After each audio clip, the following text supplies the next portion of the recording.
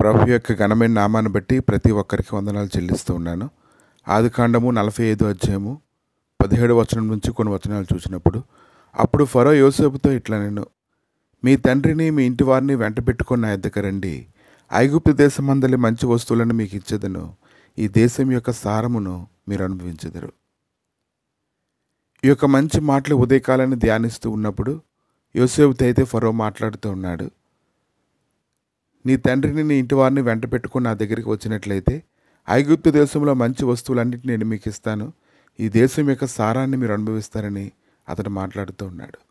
ఎన్నో శ్రమలు, ఎన్నో వేదనలు యోసేపు అనుభవించిన తర్వాత, స్థిరపరచబడినటువంటి తర్వాత, యోసేపు యొక్క కుటుంబం అంతా ధాన్యం కొరకు యోసేపు దగ్గరకు వచ్చినప్పుడు ఫరో అయితే ఈ విషయాలన్నిటి గురించి కూడా మాట్లాడుతూ ఉన్నాడు.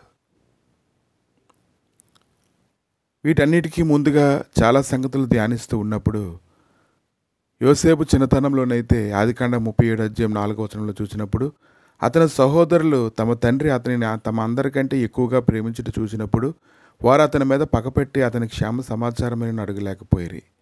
ఇంకా అతడు ఒక కల కన్నాడు. ఆ కల గురించి అతడు చెప్తూ ఉన్నప్పుడు వారైతే, సహోదరులు, నీవు నిశ్చయముగా మమ్ము నేలిదవా, మా మీద నీవు అధికారి వగుదువా అని అతనితో చెప్పి అతని కళలను బట్టి అతని మాటలను బట్టి అతని మీద మరింత పగబట్టిరి. అతని సహోదరులు అతని యందు అసూయపడిరి. అయితే అతని తండ్రి ఆ మాట జ్ఞాపకం ఉంచుకొనెను. యోసేపు జీవితంలో ఎన్నో శ్రమలు, ఎప్పుడైతే వారవలేనటువంటి స్థితి వస్తుందో ఖచ్చితంగా ఏదో ఒకటి చేయలేనటువంటి ఉద్రేకం ప్రతి ఒక్కరి హృదయంలో కూడా కలుగుతూ ఉంటుంది. యోసేపుకైతే అతని యొక్క అన్నలే వ్యతిరేకంగా నిలవబడి అతను చూసినప్పుడల్లా ద్వేషిస్తూ అసూయతో అతను కీడు చేయడానికి ఎంతగానో పరిగెడుతూ ఉన్నారు. కానీ ఈ దినాన మనం గ్రహించాలి, మనం సారం లేనటువంటి వారుగా చాలామంది కనిపించవచ్చు, కానీ మన యొక్క సారము ప్రభువై ఉన్నారు. ఆయనే మన పక్షంగా ఉండి అనేక కార్యాలు చేయడానికి ఆయన శక్తిమంతుడే ఉన్నాడు. ఇంకా ఆదికాండము 37 అధ్యాయం 23వ వచనంలో, యోసేపు తన సహోదరుల యొద్దకు వచ్చినప్పుడు వారు యోసేపు అంగిని అతడు తొడుక్కుని ఉండిన ఆ విచిత్రమైన ఇలుటంగిని తీసివేసి అతన్ని పట్టుకొని ఆ గుంటలో పడద్రోసిరి. ఆ గుంట వట్టిది, అందులో నీళ్ళు లేవు.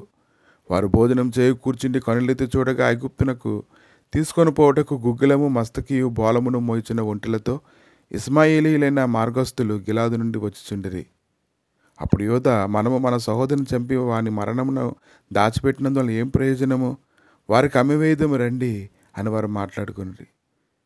ఆ యొక్క స్థితిని యోసేపు గమనిస్తూ ఉన్నప్పుడు తన సొంత సహోదరులే కొన్ని వెండి నాణాలకి అతను అమ్మివేయడం, వారు బలవంతంగా తీసుకుపోవడం యోసేపు జీవితంలో అది ఎంతో భయంకరమైనటువంటి దినం. అతడైతే ఊహించలేదు.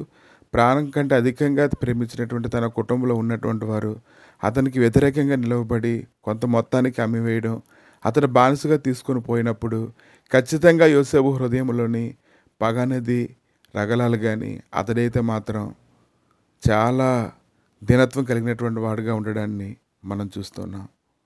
ఇప్పుడైతే అతన్ని దేవుడు సారం కలిగినటువంటి వాడుగా చేశాడు. ఫరో దగ్గర అతను నిలబెట్టాడు. ఘనత నొందిన వాడుగా చూశాడు.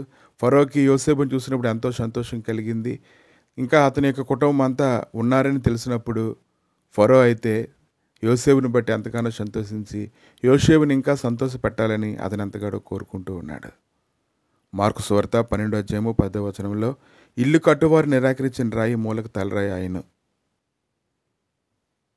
దేవుడు అతన్ని అంత ఉన్నతమైనటువంటి స్థితిలో ఉంచాడో జ్ఞాపకం చేసుకున్నప్పుడు యోసేపు జీవితాన్ని కానీ జ్ఞాపకం చేసుకున్నట్లయితే, యోసేపు అయితే తన సహోదరులు చేసినటువంటి దాన్ని ఎంత మాత్రం కూడా అతని హృదయంలో ఉంచుకొనక ఇంకా అతని సహోదరుని ప్రేమించడాన్ని మనం చూస్తూ ఉన్నాం.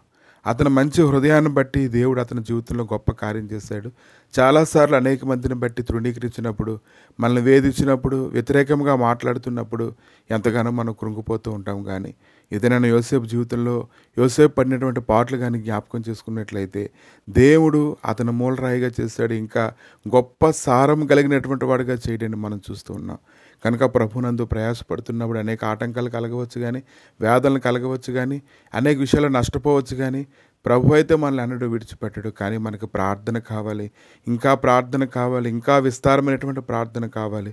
అటువంటి ప్రార్థన కావాలని నువ్వు ఎప్పుడైతే గ్రహిస్తావో నువ్వు సంఘంలో నువ్వు నమ్మకంగా ఉంటావు, సంఘంలో నువ్వు పనిచేస్తావు, సంఘంలో నీవు ఆయన గుమ్మం గడపల యొద్ద నువ్వు కనిపెట్టుకొని ఉంటావు. కనుక ఈరోజు నీవే మూలరాయని దేవుడు నీ గురించి మాట్లాడుతుండగా నువ్వు ఎటువంటి స్థితిలో ఉన్నావో ఇది నన్ను పరిశీలన చేసుకోవాలి, నిన్ను సరిచేసుకోవాలి. ఎప్పుడైతే నువ్వు సరిచేసుకుంటావో ప్రభువు ఖచ్చితంగా అప్పుడు ఆయన ఒక గొప్ప సన్నిధి నీ మీద కుమ్మరిస్తాడు. నీ మార్గం అంతా సరళమవుతుంది. ప్రభువా, మీ దయగలిగిన హస్తాలకి నాయన ఈ సమయంలో అప్పగించి ప్రార్థన చేస్తుండగా, దేవా ఇదిగోనైనా తృణీకరింపబడిన వారిని ప్రభు ఘనత నొందిన వారుగా చేయవాడు నీవే కనుక యోసేపు జీవితంలోనైనా ప్రత్యక్షంగా నాయన అతను చూచుండగానే ఎన్నో కీడులు కుటుంబంలో ఉన్నవారు నాయన కల్పించినప్పటికీ నీ తండ్రి నువ్వు విడిపించి గొప్ప చేసావు నాయన. ఈ దినమున తండ్రి అటువంటి సన్నిధి తండ్రి అతనికి తోడుగా ఉంచి బలపరిచావు ప్రభా. ఇంకనూ నాయన ఈ దినమున వాక్యం వింటున్నటువంటి వారందరికీ నాయన అటువంటి సన్నిధి నుంచి మీరే మహిమగంత ప్రభావాలు పొందమని యేసుక్రీస్తు నామములు అడిగి వేడుకుంటున్నాము తండ్రి. ఆమేన్.